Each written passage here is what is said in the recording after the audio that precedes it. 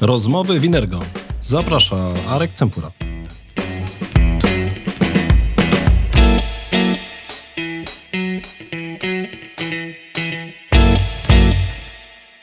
Dzień dobry, wieczór się z Państwem, bo nigdy nie wiem, kiedy to słuchacie lub oglądacie. Arek Cempura i Rozmowy Winergo. A propos słuchacie, to ważna wiadomość. Od kilku odcinków Rozmowy Winergo dostępne są również w wersji do posłuchania. Zapraszam na platformę Spotify, Apple Podcast czy Google Podcast, czy nawet Amazon Music. Także możecie nas słuchać podczas spaceru, podczas jazdy samochodem, no już nie uciekniecie. Od lat jestem użytkownikiem urządzeń Apple. Zdarzyło się to trochę przypadkiem. Pamiętam, że pierwszy mój kontakt z iPhone'em był taki, że pracowałem w pewnym banku, przyjechał francuski konsultant, przywiózł ze sobą jakieś urządzenie, no i ja zapytałem, co to jest. On powiedział, że to jest właśnie iPhone. Zacząłem go oglądać. Jakoś nie było między nami chemii. I tak gdzieś to na długie lata odeszło. Znaczy nie na długie lata, bo tam w Apple'u ten okres odtwarzania jest dosyć szybki, o tym należy też pamiętać. Ale w każdym razie potem pojawiła się już wersja 3G i przywiózł sobie ją kolega ze Stanów. I miałem okazję z nim posiedzieć i on wtedy mi pokazał, jak to używa, jak ogląda zdjęcia, jak wysyła maile, jak przegląda sobie internet. I przyznam, że wtedy jakby złapałem bakcyla. Pomyślałem sobie, tak, chcę mieć ten telefon. No i chwilę potrwało, miałem ten telefon.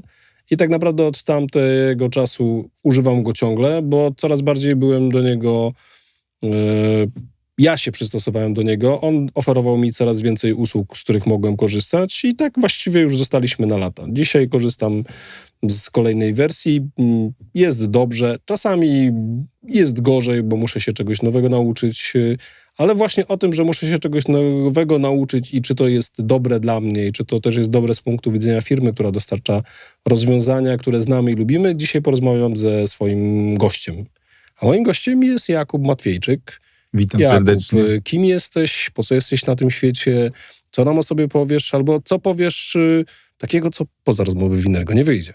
Oczywiście. Nazywam się Jakub Matwiejczyk, tak jak powiedziałeś, i zajmuję się UX-em, projektuję aplikacje webowe. Pracuję w dużej firmie związanej z finansami, bankowością. No, to coś nas łączy. Tak, zdecydowanie. I jest mi tam dobrze, tworzymy bardzo fajne rzeczy i mam w tym duży udział. Także pozdrawiam ekipę. I oprócz tego od kilku lat zajmuję się pomaganiem chyba ludziom w zrozumieniu i przesiadce na urządzenia Apple. Ale poczekaj, to mam pomaganiu ludziom, to przecież chyba w przesiadce na Apple nie trzeba ludziom pomagać.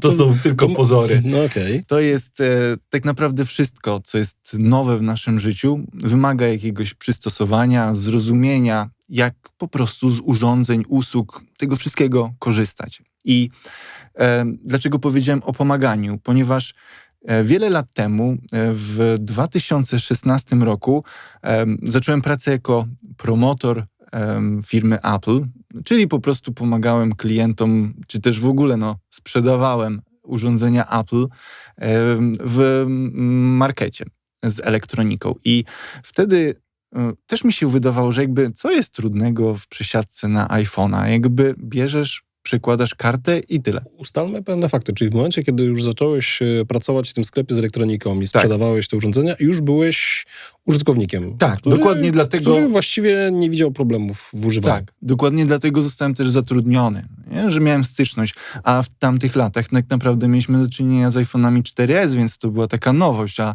Maci uchodziły za całkowicie egzotyczne urządzenia. Więc zwróciłem uwagę na to, że tak naprawdę każdy klient, jak już kupi iPhone'a, czy tak naprawdę Maca, to oczekuje tego, że ty mu poświęcisz czas na to, żeby mu pomóc, przesiąść się, zrozumieć, jak z tego korzystać. Więc tak naprawdę z jednej strony byłeś sprzedawcą, musiałeś realizować określone KPI-e, a z drugiej strony bardzo dużo też czasu poświęcałeś na pomoc tym nowym klientom, nowym użytkownikom.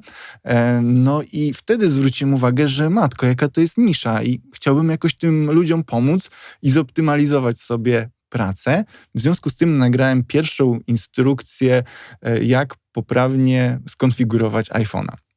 No i to po części trochę był taki materiał przełomowy w moim życiu, no bo faktycznie to nabiło chyba, nie wiem, z 600 000 wyświetleń. Czyli, poczekaj, to tak wszedłeś jak Sejm. Tak, dokładnie Nie, tak, z tą mocno. samą liczbą, co prawda nie subskrybentów, ale wyświetleń. No i teraz jakby zacząłem tworzyć właśnie proste filmiki z instrukcją, jak coś zrobić, no bo ludzie wbrew pozorom, no wiadomo, pierwsze co, to nawet jeżeli kupią tego iPhone'a albo inne urządzenie Apple, to wpisują w Google'a, jak coś zrobić. No i tutaj ja stwierdziłem, że ja będę pomagał po prostu ludziom pomagał po prostu w tych ich problemach. No nie, Właściwie uświadomiłem sobie, że we wstępie popełniłem błąd, bo model był 3S, tak? A ja tam jakoś inaczej. Taki pierwszy, który właściwie Tak, do to był kontaktu. pierwszy. Ale to, co powiedziałeś, to chyba się zgadza z tym, co ja przeżyłem przy tym pierwszym kontakcie z iPhone'em. Tak, dostałem jakiś telefon z dużym ekranem. Ja w tym czasie miałem telefon z nie mniejszym ekranem jakiejś konkurencyjnej firmy, który mi się sprawdzał, tak? I wystarczająco. Zresztą to były tam te czasy, kiedy w ogóle BlackBerry rządziło. No tak? tak, i Nokia. No nie? Jeszcze się wtedy nie łapałem na BlackBerry, ale generalnie to... Nokia to w ogóle to już jakby mistrzostwo było świata. No i teraz to, co mówisz, to mnie nie zachęciło może to, że nie zrozumiałem pewnych rzeczy, tak? Że moje doświadczenie wynikające z telefonów i to moje jest dłuższe niż twoje, bo ja jeszcze też kręciłem numery. Takie używałem, takich również telefonów. To były czasy, kiedy telefonami nie robiło się zdjęć. Zresztą jedna z ciekawszych anegdot, którą słyszałem, to na targach w Barcelonie, takich jednych największych dotyczących właśnie tych technologii mobilnych. Jeden z producentów stanął, omawia swój nowy model, mówi, co tam jest, że aparat fotograficzny, że to, że tamto i na końcu, no proszę Państwa, staraliśmy się bardzo, ale nie udało nam się wyrzucić telefonu z tego urządzenia.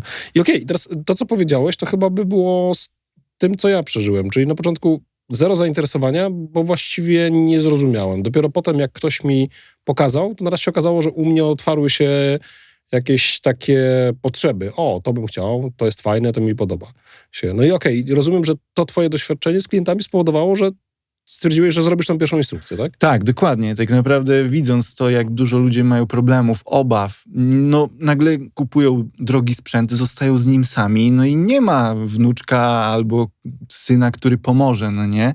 No i jakby stąd właśnie ten pomysł na te filmy, no i stworzyłem po prostu kanał o nazwie Instrukcje Apple, gdzie po prostu tworzyłem te filmy, instrukcje, nagrałem instrukcję obsługi iPhone'a i 5-godzinną instrukcję obsługi MacBooka. Wiem, że z tej perspektywy teraz wygląda to dziwnie. Faktycznie jakby odnosząc do tego, do obrad Sejmu, to byłeś prekursorem długich transmisji. Tak, tylko że tutaj problem się pojawił, że o ile Sejm oglądają, to moje tak nie do końca. No, więc faktycznie, ale z drugiej strony, jak już ktoś na przykład usiadł i mam takie komentarze, gdzie ludzie jakby siadł i 5 godzin oglądał bitę i wie już wszystko na temat Maca i co z nim robić, jak wykorzystywać jego potencjał i jakby w tych komentarzach było bardzo dużo zawsze takiej życzliwości i wdzięczności za to, że komuś się chce coś takiego po prostu robić. A czy nie powinno być tak, że po tym materiale albo przed tym powinna być informacja, że na koniec dostaniesz certyfikat jako heavy user? Może ludzie wtedy by jakby bardziej siedzieli, no bo nie, 5 godzin, no to są faktycznie już takie intensywne szkolenia, po których otrzymujesz jakiś certyfikat, więc jakby... No tak. To znaczy, w momencie, w którym ja zaczynałem robić te instrukcje i to wszystko, ja wychodziłem po prostu jakby z założenia, że ja chcę wam po prostu pomóc. Nie chcę na tym zarabiać. Nie widzę tu żadnego biznesu. To jest mój sposób na życie pod tytułem, oczywiście oprócz normalnej pracy, swego rodzaju hobby, że ja po prostu jestem taki miły wnuczek i wam po prostu pomogę. Więc nigdy tego nie myślałem, żeby aż tak monetyzować. I przez to tak naprawdę no chyba trochę się spóźniłem z treściami, które by były w odpowiedni sposób też wrzucane i dystrybuowane. I teraz tak naprawdę zacząłem dopiero tworzyć instrukcje, które są odpowiednio podzielone na odpowiednie moduły, części, nagrywane też w inny sposób i po prostu sprzedawane jako kursy i szkolenia online'owe, do których po prostu się wykupuje dostęp. Powiem ci tak, Jakub, kiedy mówisz, to w twoich ustach metoda na wnuczka brzmi całkiem przyjaźnie. Zdecydowanie jakby ja jestem z tych, że no nie potrafiłem tego, odpowiednio przemyśleć chyba wtedy. Okej, czyli jakby iPhone był tym pierwszym, potem ten Mac. O Macu, jeżeli chodzi o pewnych wyzwaniach początkowego korzystania, ja również miałem okazję rozmawiać z kolegą, z Grzegorzem Mamorskim, gdzie właśnie też wspominaliśmy nasze pierwsze doświadczenia, kiedy przesiedliśmy się na Maca i była taka chwila prawdy, typu, a może jednak ten komputer nie jest tak fajny, jak mi się wydaje, a może ten komputer nie jest dla mnie, bo takie również, a to się okazało, że faktycznie jest kwestia paru takich przestawień w głowie, bo teraz to, co mówisz, jeżeli dajemy temu wnuczkowi przykładowemu jakieś urządzenie, no to on nie ma żadnych doświadczeń, tak? On po prostu jest czysty i on bierze, zaczyna korzystać i najwyżej potem może coś porównywać. I teraz w ten sposób moglibyśmy oceniać intuicyjność danego urządzenia, tak? Czyli dajemy 2-3 urządzenia, aczkolwiek znowu jest problem, bo jak już damy jedno urządzenie, to przy tym drugim ma się już doświadczenie, więc trzeba byłoby dokonywać resetu pamięci, co myślę, że tu, nie wiem, to Elon Musk może nam pomoże z Neuralinkiem, czy jakieś takimi rzeczami. I to są wyzwania, to są takie wyzwania, czyli tak naprawdę jak ludziom powiedzieć, że faktycznie potem będzie im łatwiej. No bo to chyba o to chodzi, tak? Przesiądź się i będzie ci łatwiej, bo oni ci mogą zarzucić, że a mówił pan, że to jest intuicyjne, a ja jednak tutaj na razie spędziłem 12 godzin i mam ochotę to oddać, nie? Szczególnie, że to, co jeszcze powiedziałeś istotne, jednak sprzęt jest o określonej wartości, tak? To nie są tanie rzeczy, więc ludzie tym bardziej oczekują, że to jak już kupiłem, to powinno być super. No tak, jest jeszcze w ogóle taka aura i taka opinia, nie? Że te urządzenia są inne, intuicyjne, więc jakby tutaj na wielu płaszczyznach już w perspektywie czasu bardzo dużo firma Apple, przynajmniej tak jak ja patrzę jako projektant doświadczeń, jak dużo rzeczy się zmieniło, jak dużo też materiałów jest wrzucanych, jak za każdym razem, kiedy wchodzi jakaś nowość do smartfona czy do dowolnego urządzenia od Apple, jak jest swego rodzaju takie przedstawienie funkcji, przedstawienie jak coś robić, podsumowanie nowości. Tego wcześniej po prostu nie było. Są samouczki, porady, więc to jest swego rodzaju coś, co pomaga, ale z drugiej strony oczywiście to jest zrobione w tak skrótowy sposób, że siłą rzeczy ten użytkownik albo w ogóle nie jest tym zainteresowany, albo jest w takim ferworze, że kupiłem tu nowego iPhone'a, jakby ja nie będę przeglądał żadnych instrukcji, bo przecież wiadomo, że to jest intuicyjne, szkoda na to czasu, już robimy zdjęcia, instalujemy Instagrama. Że jesteśmy prawdziwym mężczyzną, nie? To proszę cię. Tak, więc jakby dużo się dzieje dobrego, jeżeli chodzi o te doświadczenia, o próbę oczywiście zaprezentowania, jak wykorzystywać potencjał, ale siłą rzeczy nic nie zastąpi takiego kontaktu z drugim człowiekiem, który wie już, jak wykorzystać poszczególne funkcje, opcje, co się sprawdza, co trochę gorzej, co jest na przykład jakąś funkcją, która po prostu uprzykrzy życie albo skomplikuje, więc z tego powodu ja po prostu zacząłem nagrywać takie filmy. Słuchaj, a to nie jest trochę tak, że dzisiaj, bo jakby dzisiaj też internet, tam nie wiem, Insta, TikToki zalewa całe mnóstwo takich filmów pod hasłem tego Apple ci nie powie. No i ktoś tam pokazuje jakąś funkcję, potem ty ją sprawdzasz, okazuje się, że jest przydatna. Ja na przykład tam przy okazji odkryłem funkcję dotyczącą jakiejś tam automatyzacji i sobie ustawiłem na przykład coś takiego, że wiem, że telefon się ładuje, tak? Bo różnie bywa z tymi ładowarkami, ustawiłem sobie. Tam parę innych też już sobie ustawiłem, a potem stwierdziłem, że mi są nieprzydatne, ale to też było pod takim hasłem, tego Apple ci nie powie, tak? Teraz też oglądałem jakiś, mi wpadł filmik, dziewczyna robi zdjęcia i są zdjęcia na jarmarku i o to chodzi, jak zrobić zdjęcia, żeby te wszystkie lampki nie migotały. I pod takim hasłem. Czy to nie jest trochę tak, że tutaj na trochę niewiedzy innych ktoś buduje swoją popularność trochę w takim, nie wiem, dziwnym tytułem straszenia. Tego ci nie powiedzieli, a zapłaciłeś za to.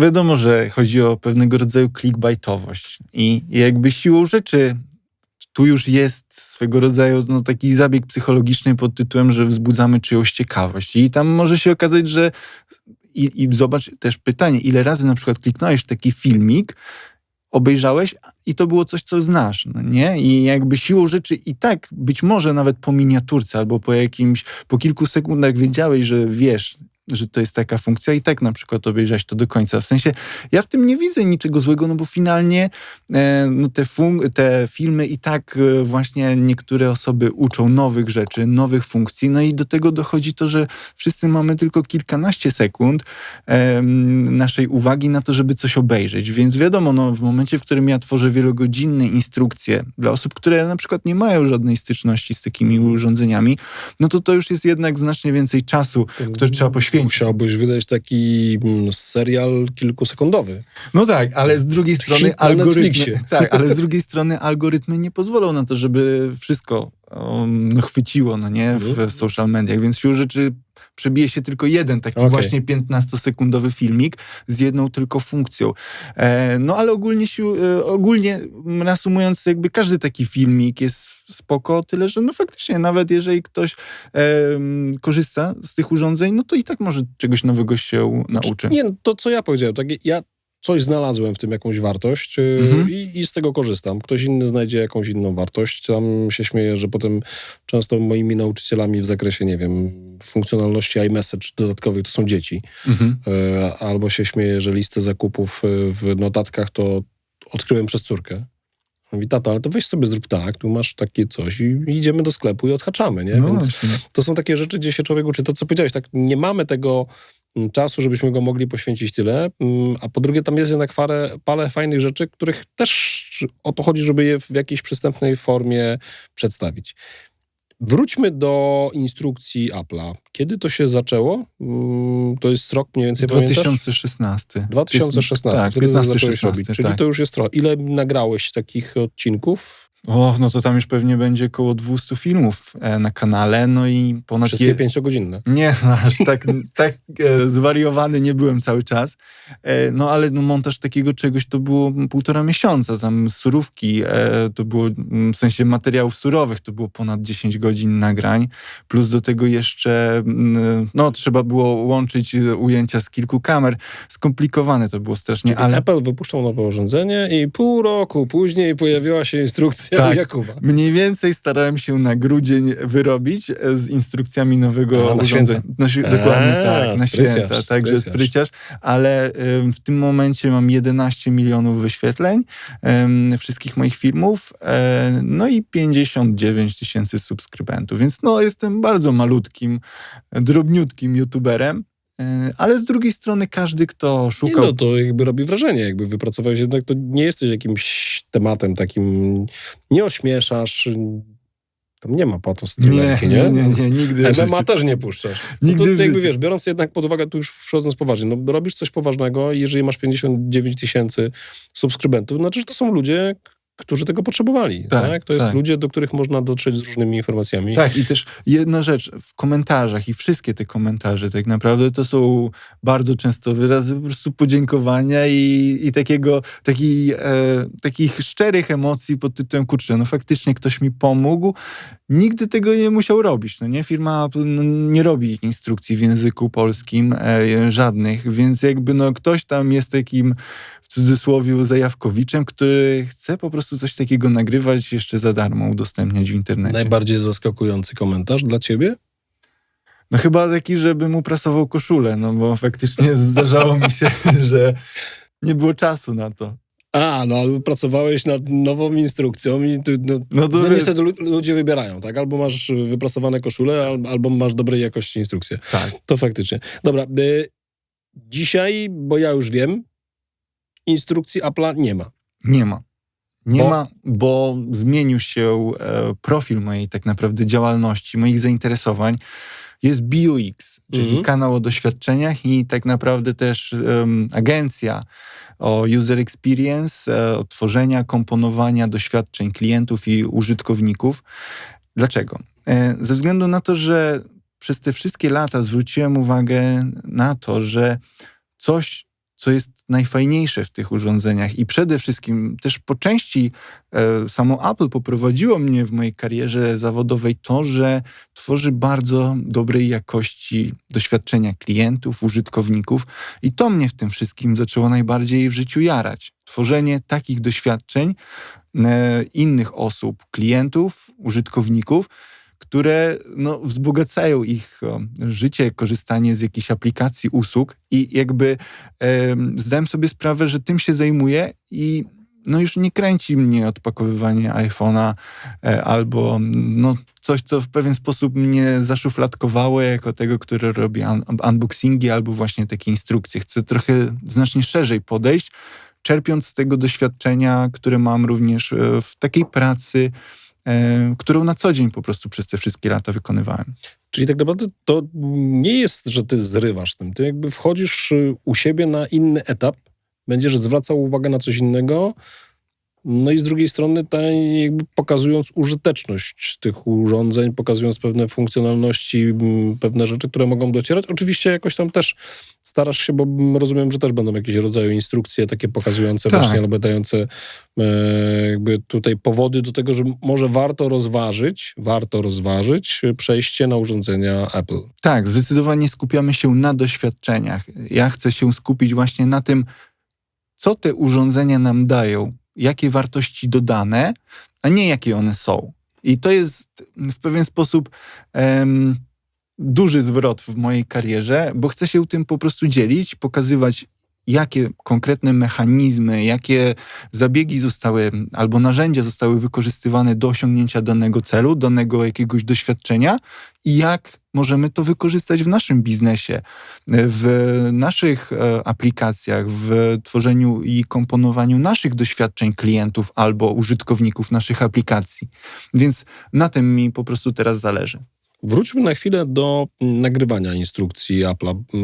Ty powiedziałeś, że takim wyzwaniem były kwestie dotyczące montażu, tak? No bo nagrywałeś to tam z iluś ujęć, chciałeś, żeby to miało jak najlepszą jakość, perspektywa, żeby była dobra. Ale co jeszcze jakby takiego jest trudnego w czymś, co ja bym nazwał, nie wiem, samotność youtubera?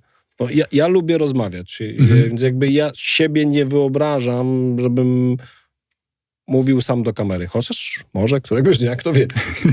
No więc wyzwaniem jest przede wszystkim to, że często podczas realizacji takiego materiału siedzi się samemu długo w studiu, długo się rozmawia i jakby cały czas trzeba mieć w głowie, że ktoś tego będzie słuchał i on cały czas oczekuje pewnej ekspresji w mojej mowie, tego, żeby to było po prostu ciekawe. No więc ja strasznie zwracam uwagę na to, żeby było widać moją twarz, ale żeby było na przykład oprócz widoku ekranu, żeby było też widoczne, co ja robię z rękami. No bo sam widok ekranu, jako po prostu print screen, to nie jest to samo, co wszystkie gesty i cały ten feedback, jakiego udziela nam urządzenie w postaci choćby wibracji. Tego print screeny czy nagranie wideo ekranu nie pokazuje, więc jakby zawsze staram się maksymalnie urozmaicić te wszystkie kadry, tę instrukcję i zapewnić kompleksowy widok po prostu kursantowi czy osobie, która ogląda moje filmy. Dlatego to po prostu jest takie czasochłonne. A z drugiej strony też nie wyobrażam sobie nagrać instrukcji, w której nikt nigdy nie zobaczy mojej twarzy. No bo jak się ogląda filmy, gdzie nie wiadomo, z kim rozmawiasz. Nie wiem, może są takie filmy, ludzie oglądają takie filmy, gdzie nie chcą widzieć twarzy. No dobra, no okej. Czyli to wyzwaniem jest to, że musisz, nie wiem, skupić uwagę jakoś nie możesz sobie tam nagrać, nie wiem, dać przycisk publika, śmiech z puszki, czy jakieś takie rzeczy. Nie, właśnie nie ma czegoś takiego i wbrew pozorom to jest samotna właśnie praca, więc siedzisz te kilka godzin, no i już z perspektywy później czasu, no nie? Jak montujesz, to słyszysz, jak sam opadasz z sił, no nie? Że faktycznie coraz wolniej zaczynasz mówić, już czy słychać na przykład taką irytację w twoim głosie, no nie, że o matko, jest 5 rano, zaraz trzeba kończyć, a tu jeszcze wciąż zostało ileś tematów do zrobienia, więc to jest takie wyzwanie, nie, żeby cały czas przez tej ileś... Czyli to trzymanie tego tempa takiego, żebyś twój głos trzymał cię... Tak. Powiem ci, chyba cię rozumiem, bo ja miałem okazję tu nagrać do klientomanii taką etiudę. Filip ją bardzo zobrazował ładnie muzycznie. Liczna obsługa klienta i przyznam, że ja tam dalej nie jestem z siebie zadowolony, ale ja to nagrywałem 8 razy. I to nie jest jakiś długi tam ten tekst, który musiałem, ale po prostu jest, że odsłuchałem, nie, kurde, coś tutaj, to nie tak, a tu już siadło, a tutaj... Więc ja na przykład jestem pod wrażeniem ludzi, którzy nagrywają audiobooki, no to po prostu, to ile to trzeba mieć zaparcia jeszcze, żeby cały czas wgrać się, szczególnie tam, gdzie zmieniają głos. Czyli No wgrać tak, się, to tak. jest w ogóle mistrzostwo świata. No i okej, i to jest, jakby było wyzwaniem, to faktycznie jest ważne. No tak, no jakby siedzieć ileś godzin przed kamerą, Tak. to no, szacun. Ale w każdym razie fajnie, że na takie coś wpadłeś, fajnie, że to robisz. Z tego, co mówisz, to jest też zapotrzebowanie na to, więc trzymam za to kciuki. Twoje pierwsze urządzenie Apple, co to Takie było? Pierwsze to był iPod Shuffle, czyli taki malutki iPodzik. Jezu, za ty mi otwarłeś Tak. skrzynkę ze wspomnieniami, no. Także on był taki maciupeńki i jeszcze jego się ładowało w ogóle przez jacka 3,5. Jezus, poczekaj, bo on I był zgrywało on był wtedy taki dane. mały i z niego można było zegarek zrobić, tak? Czy to jest ten? No po części chyba tak. Ja akurat tego nie zrobiłem. On miał taki klips, ale wiem, że faktycznie były jakieś takie pokrowce, że go się tam wkładało, no ale wtedy nie było też AirPodsów, więc jakby i tak te słuchawki były na kabel, no nie? To widzisz, otwarłeś mi szufladkę, bo moje pierwsze doświadczenia były normalnie z iPodem. Z takim jeszcze tym klasycznym z ekranikiem, z kółeczkiem No tak. kręconym i tak dalej. Także to pamiętam, że się do tego długo przymierzałem. Jak już się przymierzyłem, to byłem zachłyśnięty. Mi się to właśnie wszystko podobało. Pamiętam, że kiedyś rozmawiałem z kolegą, który tak patrzył, no sobie kupiłeś sprzęt, dopóki się nie okazało, że pojechaliśmy następnym razem na narty i on też sobie kupił, tylko taki większy, nie? Ja mówię, a ty co? Nie, no przekonałem się. Ale pamiętam, że wtedy dla mnie wyzwaniem było właśnie to, że były te słuchawki i pamiętam, że szukałem rozwiązań, które mi umożliwią wygodniejsze korzystanie z tego, kiedy jeździłem na rowerze. Tak, bo miałem całą zrobioną tak. playlistę na rower i pamiętam, że wtedy rozwiązaniem były chyba słuchawki Sony, które były po Bluetoothie i to już było to, tylko teraz o to chodziło, jak zrobić Bluetootha w iPodzie. I do dzisiaj mam taką specjalną przejściówkę, którą się wpinało w to gniazdo ładujące, wpinało się i ona robiła Bluetootha. Także przez długi okres czasu z tego korzystałem. Z takich jeszcze kombatanckich wspomnień pamiętam, swego czasu wygrałem konkurs w mBanku i dostałem takie specjalne etui na chyba 4, które umożliwiało płacenie. I ono to etui było NFC i ono po prostu mogłem płacić zbliżeniowo i co więcej, ono też wyrzucało informacje na ekran. To dokładnie się zachowywało jak Apple Pay. Także to powiem ci, że jak pewnie pogrzebię u siebie, to takich kombatanckich wspomnień znajdę dużo. Dobrze, iPod. Wiemy, że ci się podobał, a co cię w nim irytowało? No tak naprawdę to, że nie wiedziałem w sumie czego słucham, no bo to był ten moment, w Ale którym... to nie znałeś, to nie No. słuchałeś bez słów czy bez dźwięku? Znaczy, tam była taka funkcja, że on czytał kto śpiewa. Ale no to wiesz, to takie były bardzo... To chyba jeszcze nawet było przed Siri, no mniej więcej, albo w tym okresie, kiedy w ogóle ona powstawała, więc to tak bardzo kwadratowo było przeczytane. No ale nawet jeżeli, no to i tak... No to była bardzo tania wersja iPoda, więc to nie jest tak, że... jakby to było przed iPodem, tylko to było no takie trochę, wiesz, no urządzenia takie, na które fajnie mieć, no ale nie stać cię na oryginał. To było dosyć mocno irytujące, no ale z drugiej strony, no w tamtych czasach, no mnie po prostu nie było stać na żadne inne urządzenie, chociaż tak naprawdę bezpośrednio po zakupie iPoda Shuffle ja kupiłem iPada 4. generacji z modułem LTE. No i tak naprawdę dzięki temu iPadowi... Wiedziałeś, czego słuchasz? Wiedziałem już, czego słucham. Można było podłączyć tam słuchawki, ale co więcej, no tak naprawdę on mi pozwolił na studiowanie i w ogóle w inny sposób przeżywanie studiów. Może tak to ujmę. Proszę cię, no jak w inny sposób? No w tamtych czasach... Studia to ksero, dobry kolega z fajnym charakterem pisma, można powiedzieć z dobrym, czytelnym fontem. No to są studia, nie tam jakiś iPad. Tak, no w trakcie wykładów się nudzisz, to sobie zaglądasz albo sprawdzasz, czy wykładowca prawdę mówi. No jak tak można? No właśnie, więc to były takie czasy, że faktycznie z jednej strony to było no w sumie coś innego. No ale faktycznie miałeś wszystkie PDF-y. Jeszcze wtedy, wiadomo, nie było Apple Pencil, więc wszystko się pisało na klawiaturze, na ekranie, ale tak naprawdę właśnie przeglądanie PDF-ów, robienie zdjęć też innych notatek, to było zupełnie co innego. A ja miałem taki epizod w życiu, że studiowałem 2 kierunki dziennie w 2 miastach równocześnie, czyli to był Lublin i Warszawa, więc tak naprawdę ja miałem tam wszystko na obydwa kierunki.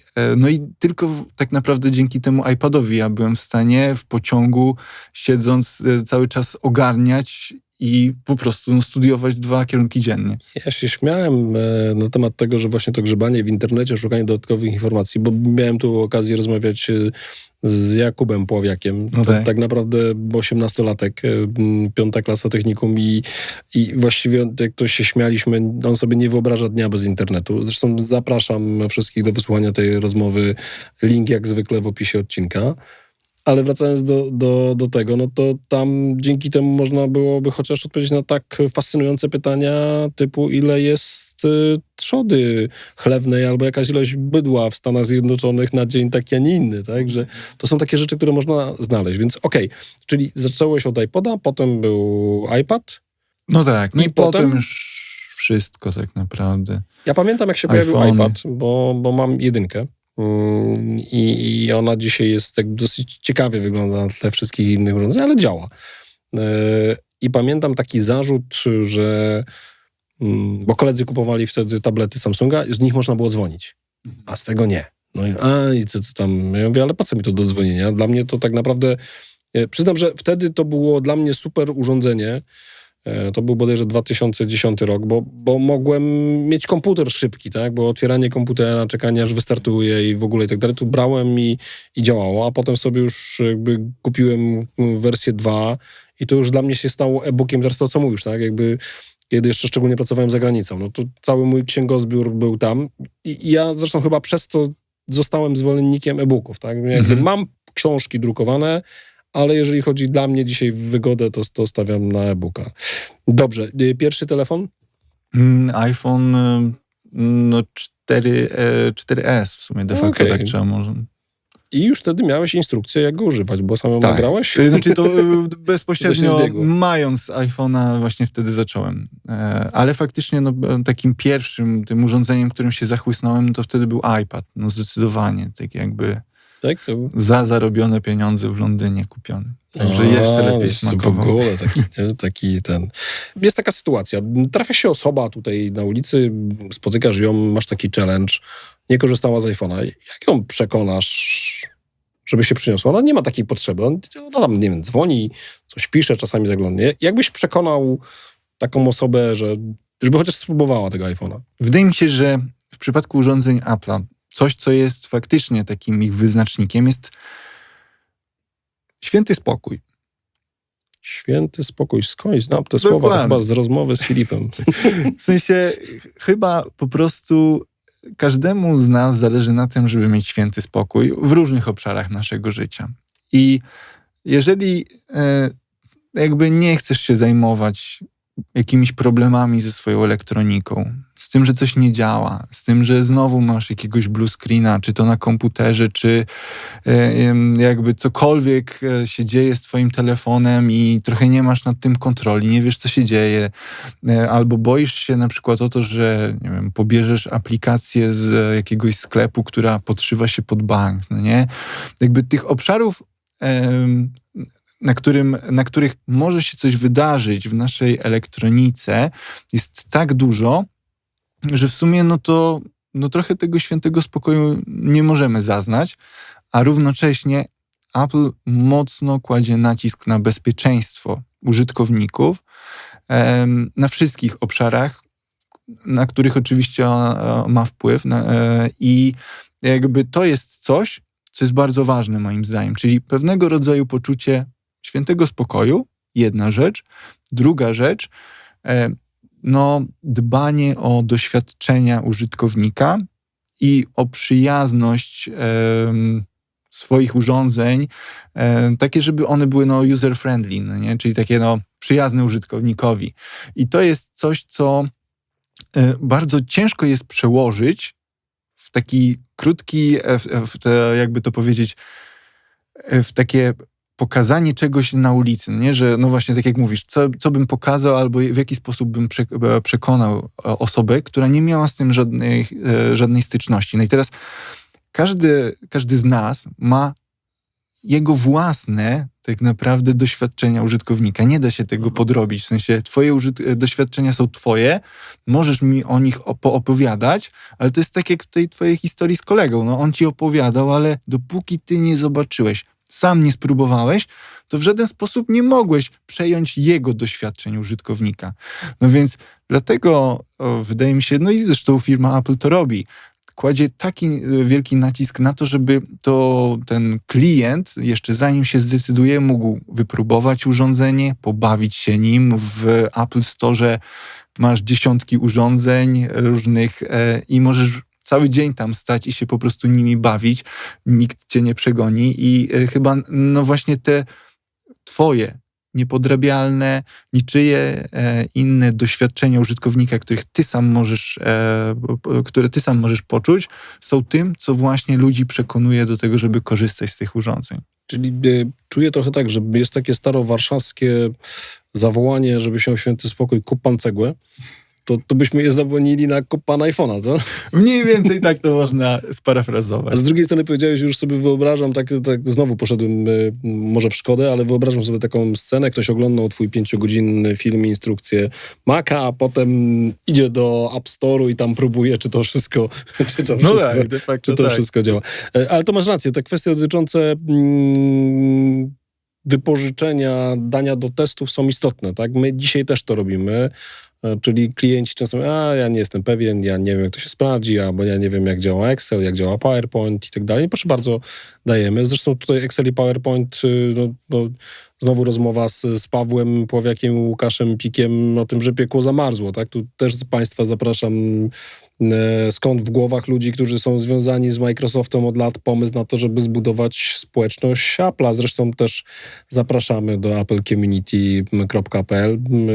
Zapiszcie się, przychodźcie tam i tutaj Kuba będzie być może jeszcze opowiadał, ale na pewno Kuba na jednym z ostatnich takich spotkań miałeś coś takiego, jak tu mam zapisane, Apple jest sexy.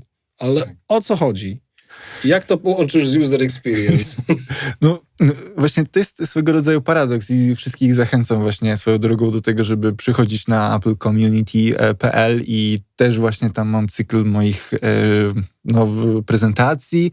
Niesamowicie fajna społeczność, więc serdecznie zapraszam. I zrodził się we mnie właśnie taki pomysł z uwagi na to, że sporą część applecommunity.pl jeszcze tworzy jakby taka techniczna społeczność administratorów, systemów, sieci i podczas pierwszego spotkania z nimi często oni mówili, że te urządzenia Apple w różnych firmach to są takie urządzenia, których dział IT nie widzi, nie słyszy, nie chce o nich nic wiedzieć. W sensie prezes albo prezeska życzy sobie korzystać z urządzeń Apple. To jest zresztą jedno z swoich pierwszych wystąpień miało coś taki tytuł, tak? Dlaczego prezeski i prezesi lubią korzystać z urządzeń Apple. Tak, dokładnie. Właśnie o to chodziło, że jakby ja zwróciłem uwagę, że często osoby, które są w działach IT, oni trochę nie wiedzą, że dlaczego prezes chce korzystać z Apple'a, skoro my mu możemy kupić najdroższego laptopa i najdroższy inny telefon, który się fajnie wepnie w naszą infrastrukturę.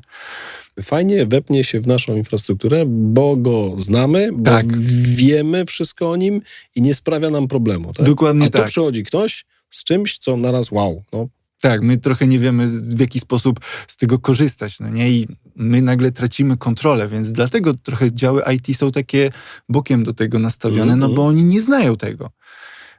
I tutaj się właśnie niekiedy ja pojawiałem w firmach jako taka osoba, która pomoże wdrożyć te urządzenia, pomoże na przykład też prezesom z nich, czy w ogóle jakiejś kadrze zarządzającej z tego korzystać, ale równocześnie też pomoże działowi IT zrozumieć, dlaczego warto na przykład skąd przejść. Ta fascynacja i jakie są korzyści i tak naprawdę co z tym można zrobić. Tak, no nie, bo tych urządzeń się nie trzeba bać.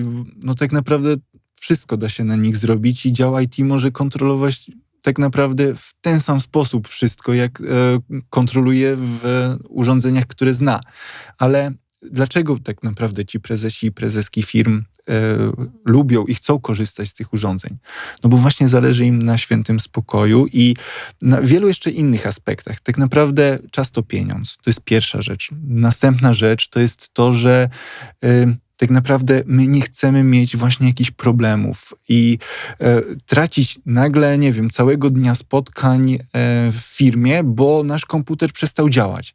Albo na przykład no coś się nagle dzieje, że nie możemy wykonywać naszych służbowych obowiązków. To jest pierwsza rzecz. Następna rzecz jest taka, że jakby zależy nam też na tym, żeby te urządzenia były niezawodne, żeby nie musimy cały czas siedzieć przy ścianie, przy kontakcie, bo nam się rozładowuje laptop po godzinie albo po 2. Albo dodatkowo jeszcze prezesi, prezeski firm martwią się, czy też mają na uwadze bezpieczeństwo swoich danych, ale równocześnie też jakby chcą mieć poczucie tego, że zrobili wszystko, co w ich mocy, żeby te wszystkie dane ich, zarówno prywatne, jak i służbowe, były w odpowiednim miejscu zabezpieczone. To jest jedna rzecz. No i jeszcze kolejna rzecz to jest taka, że bardzo często osoby na wyższych stanowiskach lubią być tak zwanymi early adoptersami, czyli chcą mieć dostęp z najnowszą technologią, żeby ją sprawdzić, przetestować. Żeby nigdy nie było takiego poczucia, że tutaj na przykład prezes nie ogarnia, no nie? Jest w tyle, korzysta z Nokii 3310, nie?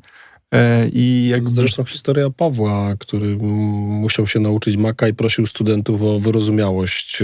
Tak. Paweł Pałajak tak prosił studentów o wyrozumiałość, że wybaczcie, ale muszę się nauczyć, bo muszę go wdrożyć w organizację. Tak, no właśnie, więc jakby to też jest taki wizerunek twój, no nie? Czy jesteś nowoczesny, korzystasz z nowoczesnych, najlepszych, najnowszych technologii, czy może się gdzieś tam zatrzymałeś kilka lat temu i nie jesteś w stanie tego wykorzystać, no nie? Czyli to sexy, rozumiejąc to, jakby można powiedzieć, że po prostu w sensie, bo jest fajny, tak? To jest jakby taki element, jest użyteczny. Przede wszystkim. I jest bezpieczny. Czyli tak naprawdę jest taki, że taka kompleksowość rozwiązania, tak? No bo tak. To, co otrzymujemy, to jest kompleksowość. Tak, przede wszystkim właśnie przyjazny użytkownikowi, nie? Że to jest zbiór bardzo dużo różnych elementów, które przejawia się na to, że po prostu z tych urządzeń się przyjemnie korzysta. To jest sposób prezentowania informacji, sposób dawania feedbacku, informacji zwrotnej, sposób zaprojektowania ikon, układu, odniesienie się do psychologii poznawczej, tego w jaki sposób nasz umysł analizuje i jakby w jaki sposób dokonuje percepcji konkretnych treści. No jakby na wielu poziomach to wszystko jest tak zaprojektowane, że jest po prostu przyjazne użytkownikowi. Mówisz właśnie o tych wszystkich rzeczach, które wchodzą w skład czegoś, co nazywamy user experience. Mhm. I teraz moje pytanie, czy user experience ma narodowość? To jest ciężkie pytanie. Czy jest taki po prostu, globalny dla każdego i właściwie wymyśliłem sobie, nie wiem, w Bagdadzie i w Warszawie będzie działać, wymyśliłem sobie w Delhi i w Nowym Jorku będzie działać? Powiedziałbym tak, że i tak, i nie. To znaczy pewne ogólne zasady dotyczące naszej percepcji, czy w ogóle tworzenia doświadczeń użytkowników, czy zasady związane z psychologią, jak my postrzegamy różne rzeczy, są uniwersalne i tak naprawdę można powiedzieć, że one narodowości nie mają. No bo czym się różni aplikacja Ubera od tej, która jest w Stanach Zjednoczonych, od tej, którą mamy w Polsce? No tak naprawdę niczym. No bo te same mechanizmy zostały zastosowane do zbudowania jej i do tego, że odniosła taki sam sukces. I można mówić o wielu różnych elementach, które są wspólne na całym świecie. No nie? Bo te apki są po prostu dostępne na całym świecie dla każdego. Czyli z jednej strony oczywiście ten UX może być na etapie projektowania jak najbardziej tak naprawdę nie mieć żadnej narodowości, być tworzonym dla wszystkich, ale z drugiej strony trzeba bardzo zwracać uwagę na tworzenie i projektowanie aplikacji, które będą właśnie dla wszystkich, czyli żeby w żaden sposób nikogo nie urazić, żeby ta aplikacja czy jakiekolwiek inne usługi były no właśnie, dla wszystkich, niewykluczające, w jak najbardziej taki uniwersalny sposób, uwzględniający właśnie potrzeby wszystkich klientów i użytkowników, więc i dodatkowo jeszcze oczywiście osadzone w jakimś kontekście lokalnym, w tym sensie, że już później działania marketingowe, czy pojawienie się, czy premiera na konkretnym rynku już musi być w tej warstwie marketingowej w pewien sposób dostosowana do lokalnego rynku, może w ten sposób. Teraz powiedziałeś, że jakby Uber jest jakby takim przykładem, no bo to wiadomo, Uber to tam zmienił wiele rzeczy, parę zrobił fajnych, jako w ogóle rozwiązanie dotyczące zamawiania taksówki, śledzenia przejazdu, bo to uważam, że to jest super, bo to, że mogę zamówić sam spokojnie dla kogoś innego. No, oczywiście też jest parę wad tego rozwiązania, ale to jakby z punktu widzenia samej firmy, to co za nią stoi i podejścia, bo to też jest ciekawa historia. Ale przechodząc do tego UX-a, czyli z jednej strony ten UX trochę może spowodować, że narzuci pewne rozwiązania, no bo jeżeli ta aplikacja, tak jak powiedziałeś, aplikacja stanie się popularna, no to ona narzuci pewne rozwiązania. Jeżeli pewien sprzęt wyjdzie na rynku i stanie się bardzo popularny i ktoś wyłoży duże pieniądze na jego promocję i dotarcie na inne, też może zmienić pewne przyzwyczajenia i wszyscy naraz któregoś dnia uznamy, że tak powinno być. No i teraz ja dlatego też pytam o ten UX, bo w tym UX-ie też się zwraca uwagę na pewne funkcjonalności, które się powinny pojawić najpierw. I mi przypomina się ta właśnie sytuacja z moim pierwszym iPhone'em, kiedy słyszałem głosy krytyczne, że tam SMS-y to nie działają tak, że z MMS-ów nie można wysłać, a w ogóle jeszcze, że nie można nakręcić filmu. Nie wiem, czy przypadkiem Artur Kurasiński nie marudził na ten temat. Zresztą Artur Kurasiński marudził też na temat iPada, że to w ogóle nie da się tam, nie wiem, przewozić iluś tam książek, w ogóle z filmami jest problem. Myślę, że nie zrozumiał wtedy tego urządzenia. To, co powiedziałeś, to jest kwestia zrozumienia tego urządzenia, o co chodzi. Ale wracam do tego iPhone'a, bo ja pamiętam sytuację, że iPhone wchodził do Polski i go promowano. Jeden z operatorów go promował, przygotowywał swoje dokumenty i przyznam, że to, co mnie wtedy zaskoczyło i to, co pomogło mi walczyć z tymi przeciwnikami, którzy mówili, to tam krzywe jest i w ogóle się nie nadaje, to była taka sytuacja, że ktoś mądrze tam pomyślał, że tak naprawdę trzeba dotrzeć do ludzi z biznesu, do tych early adopters, pokazując, że na iPhone'ie e-mail działa lepiej niż na BlackBerry.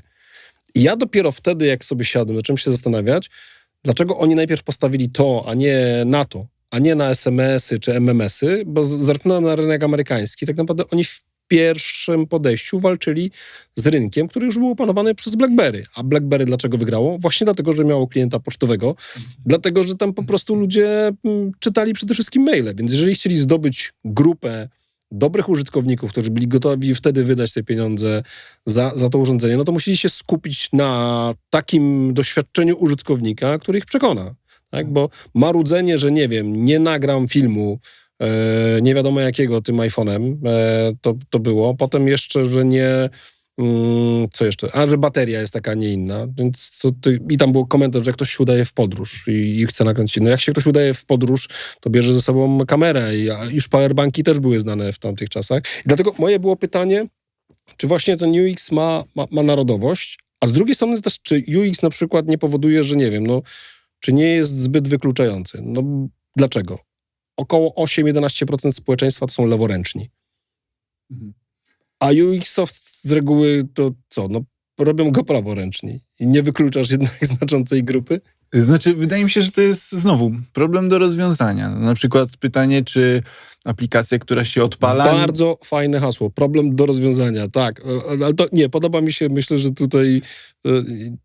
Nawet coś może zrobimy z tego, będzie tytuł odcinka, który się urodził, okej. Tak, także wiesz, no pytanie, na przykład, czy wystarczy, jak się aplikacja pierwszy raz uruchamia, zapytać, jesteś prawo-leworęczny. Jeżeli jesteś leworęczny, robimy odbicie lustrzane i bez problemu sobie poradzisz z korzystaniem i ułatwimy ci życie, no nie? To jest tak naprawdę prosta funkcjonalność i wydaje mi się, że w ogóle się zmienia rynek i wszystko się zmienia. Co mam na myśli? Że jakby zwracamy uwagę na to, że już coraz mniej jest takich obszarów, w których my możemy coś wymyślić na nowo. My koła nie wymyślimy, ale możemy wymyślić nowe usługi, które może inaczej, poprawiać te usługi, które będą lepiej rozwiązywały jakieś nasze problemy. I teraz tak naprawdę chodzi o ulepszanie doświadczeń, o wzbogacanie doświadczeń użytkowników, klientów, o łączenie doświadczeń, o przenoszenie jednych doświadczeń na inny obszar. I to jest tak naprawdę kluczowe. Jeszcze wracając do Ubera, ja takie mam osobiste przemyślenia, że w UX-ie i w ogóle w tych doświadczeniach najważniejszą rzeczą, którą trzeba mieć na względzie w przypadku projektowania usług, produktów, jest informacja zwrotna, o której często zapominamy. W sensie to, że to, co sam powiedziałeś, ty wiesz, gdzie jest twój kierowca, to jest informacja zwrotna. Ty wiesz, czy już masz chodzić z klatki schodowej i wychodzić przed dom, czy nie. W sensie przecież to jest taka sama de facto taksówka, jak wcześniej, kiedy się ją zamawiało telefonicznie. No ale jak zamówiłeś telefonicznie taksówkę, to miałeś tylko potwierdzenie, tak, przyjedzie taksówka. A kto, jak, jaki numer rejestracyjny, a gdzie ona jest, a co jeżeli utknie w korku, a co jeżeli ja się spóźnię na jakieś spotkanie biznesowe. Jakby wystarczyło tę usługę przewozu wzbogacić o informację zwrotną pod tytułem, gdzie jest twój kierowca, za ile będzie, kiedy będzie, kto to jest i czy tym kierowcą chcesz, żeby była kobieta, czy jeszcze inne elementy, sprawiło, że no właśnie, mamy zupełnie inny poziom doświadczeń. Plus jeszcze zwróć uwagę na to, że jeżeli masz najnowszego iPhone'a, to tę informację zwrotną masz cały czas. Masz na ekranie niegasnącym cały czas pokazany, gdzie jest twój kierowca, w tym sensie ile minut zostało do tego, aż on do ciebie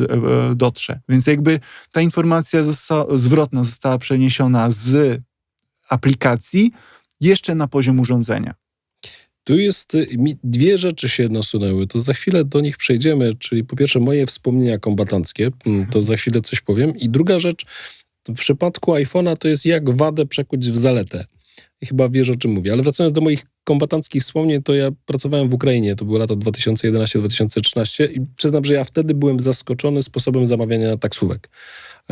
Okej, jeszcze nie było aplikacji, ta aplikacja zrobiła się później, ale jak ja zamawiałem telefonicznie, to dostawałem informację, pani mnie pytała, gdzie jadę, skąd i gdzie, więc od razu dostawałem informację, ile zapłacę, i potem dostawałem SMS-a, w którym dostawałem informację, jaki samochód podjedzie, numer rejestracyjny tego samochodu i ile zapłacę. I przyznam, że raz uratowało mi to dosyć dużo pieniędzy, bo pewien kierowca chciał mi pokazać nocą Kijów. Byłem lekko zmęczony, ale gdzieś przez jakieś oko tak patrzę, że chyba to nie jest kierunek, w którym ja mieszkam, ale spojrzałem w SMS-a, wiem ile mam zapłacić, mam przygotowane pieniądze. Chcesz mi pokazać Kijów, to proszę cię bardzo, nocą. No to jedziemy. W pewnym momencie już przyjeżdżamy na miejsce i on mi rzuca jakąś kwotę taką po prostu z czapy. No ja wyciągam pieniądze, odliczone, daję mu i wychodzę. No i on zaczyna tam na mnie się wydzierać. Znałem parę podstawowych zwrotów w języku rosyjskim, ukraińskim, których wyraziłem swoje niezadowolenie z jego reakcji i pokazałem mu SMS-a. No i pan w ogóle już wtedy zero dyskusji i tam przeprosił i pojechał. To jest ten element dotyczący też tego komfortu, tak? Czyli znowu moje doświadczenie jako klienta, no wzrosło, czyli spowodowało, daje mi to bezpieczeństwo, bo wiem ile zapłacę, wiem kto po mnie przyjedzie, nie jakiś przypadkowy pojawi się taksówka. To są fajne rzeczy. I teraz jeszcze mówiliśmy o tych rzeczach, tam są jakieś wady, można je naprawić. Co jest twoim hitem w iPhone'ach? Co tak naprawdę było takim czymś, a zrobiło się czymś fajnym? No, wydaje mi się, że idealnym przykładem jest właśnie Dynamic Island, czyli najpierw cały świat naśmiewał się z Notcha i uważał, że w ogóle co to może być? Dlaczego ktoś wyciął taką wyspę na ekranie? A z drugiej strony Apple, pewnie wiedząc już lata wcześniej, że może to przekuć Aż tak, to tak? Ja nie wiem, ja się nie znam, ale chodzi mi o to, że jakby to jest to miejsce, które nagle zyskało niesamowitą funkcjonalność, czyli właśnie informację zwrotną, która jest dynamiczna. Cały czas tam widzimy, co się dzieje, jaki jest status aplikacji, nawigacji, timera. Nie, no tu właśnie nawigacja też jest super w tym momencie, bo Tak. ja jadąc na rowerze albo cokolwiek, naraz rozmawiając, patrzę w lewo, prawo. No, super. Tak, no to jest ekstra. Ja no przyznam, nie? że też na początku tak patrzyłem z pewnym niedowierzaniem, dopóki nie zacząłem skorzystać. I tak już się przyzwyczaiłem, że właściwie teraz by mi tego brakowało. Tak, no i właśnie to jest to, co jest najważniejsze. Informacja zwrotna. I ona może być w dowolnej formie prezentowana w różnych miejscach, ale no właśnie to jest ta przyjazność użytkownikowi. I to jest coś właśnie, co ciężko opisać albo tak opowiedzieć, że wybierz iPhone'a, bo on ci powie, gdzie jechać, jak masz zminimalizowaną aplikację. Nie, no to Czyli jest zupełnie wracając do tego innego. mojego pytania dotyczącego, żeby ktoś wziął tego iPhone'a, czyli jakby jednak bardziej przez doświadczenie. Oczywiście. Czyli stawiamy na to, że zostało zrobione dobrze, ten UX został zrobiony dobrze, dajemy komuś, nawet jeżeli można powiedzieć, że przyzwyczajenie drugą naturą człowieka, czyli jeżeli ja mam swoje przyzwyczajenia i jak ktoś mi pokaże, jak je zmienić, jak je złamać, to naraz się okaże, że właściwie dosyć, może inaczej, mam wrażenie, że one dosyć szybko wchodzą na miejsce starych i właściwie nie zastanawiamy się, dlaczego tak do tej pory nie robiliśmy, tylko jesteśmy przekonani, że tak robiliśmy od zawsze i tego oczekiwaliśmy. Tak? Tak, no każdy z nas ma jakąś mapę mentalną, no nie? Jakiegoś urządzenia, jakiejś aplikacji, czegokolwiek. W momencie, w którym dostajemy w pewien sposób zmienioną mapę mentalną, no to jakby łatwiej nam się przyzwyczaić w momencie, w którym coś jest prostszego, łatwiejszego, bardziej przyjaznego, nie? Więc jakby to, co mówisz, jeżeli coś jest prostsze, no to wiadomo, że zawsze każdy z nas będzie dążył do tego, żeby mniej się narobić niż więcej. I z takich przyzwyczajeń to ja pamiętam, że najbardziej byłem zirytowany, jak te nowe Maci, które wyszły, nie miały MagSafe'a. Tak po prostu. No tak, bo masz i po przyzwyczajenie. prostu kurka, no niby nic, nie? Ale tak naprawdę sam miałem parę doświadczeń w domu, że kot przebiegł, że dzieci przebiegły, albo ja sam coś zrobiłem, że jednak ciągnięcie za ten kabel i spowodowało, że okej, fajnie, komp nie spadł, tak? No tak, Ja dla żony w modelu Era z M1 kupiłem specjalny kabel, który tam udaje MagSafe'a i jest okej, tak? Tak, no ale właśnie to o czym mówimy. Miałeś mapę mentalną w postaci takiej, że komputer ładuje poprzez magnetyczne złącze, mogę w dowolnym momencie odłączyć, nie muszę o to dbać. Nagle zmienia się na trudniejsze i ciężko jest ci się przystawić. No tak naprawdę, wiesz, no cały czas jesteś myślami, że kurczę, no kto to tak źle zaprojektował. No i tak naprawdę kilka takich elementów było w historii Apple'a. No, ja tak zawsze myślę, jak podjeżdżam do tych automatów biletowych na parkingu i zastanawiam się, kto to projektował i czym się kierował, bo one są tak nieużyteczne, one są oczywiście ozbrojone, żebyś tam nie rozwalił samochodem, ale jak próbujesz, i tak większość ludzi potem wychodzi z auta, bo nie sięga. No tak, no ale to jest w ogóle ciekawa historia, bo ja chodzę na basen w Warszawie, gdzie został zmieniony system biletowy na taki, który sczytuje z rejestracji. To jest ekstra. Ale problem jest taki, znowu, chodzi o projektowanie UX. Wszyscy, jaki mają model mentalny, no właśnie szlabanu i parkometru? No mają model mentalny pod tytułem trzeba podjechać, kliknąć na przycisk, wysunie się bilet i mogę wjechać. Nagle zostaje zmieniony model mentalny w postaci ja muszę tak podjechać, nie wcale do tego słupka z biletem, którego już nie ma, tylko muszę tak podjechać, żeby kamery odpowiednio sczytały mój numer rejestracyjny. No ale skąd kierowca ma wiedzieć, że tu nie będzie bileciku, tylko ma podjechać zupełnie inaczej, żeby kamery go sczytały.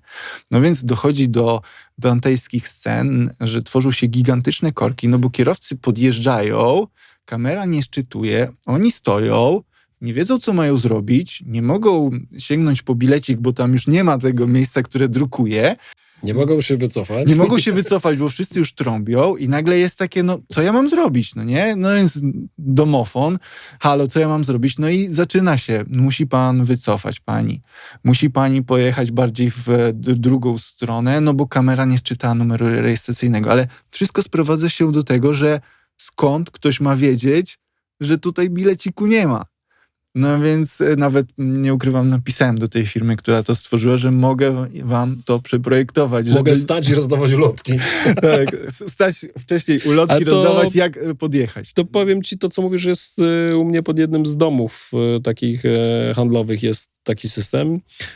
Skończyło się tym też po takich pierwszych złych doświadczeniach, że jest duży ekran, na którym naprawdę trudno nie zobaczyć, co należy zrobić, tak? Że tu jest bezbiletowy, proszę podjechać odpowiednio blisko, żeby kamera sczytała numer rejestracyjny. Natomiast prawdą jest, że jeszcze trzeba byłoby dopracować te kamery, bo czasami zdarza się, że na wyjeździe jak ktoś tak źle zajedzie, to ona nie sczytuje. No i wtedy następuje ten cofa i jednak dalej jest to problem.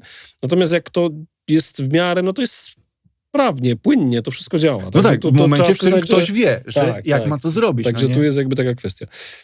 Jakub, będziemy podchodzili do lądowania. Jakbyś miał dzisiaj porzucić Apple, to byś porzucił, czy raczej byłoby ci trudno? Nie, no jestem tak przysiągnięty tym ekosystemem, że nie da się. Jakby każdy element, nawet mojej garderoby w postaci zegarka, czy wszystkich urządzeń w domu, nawet no nie w moim domu, mojej całej rodziny z dwóch stron, od strony mojej żony.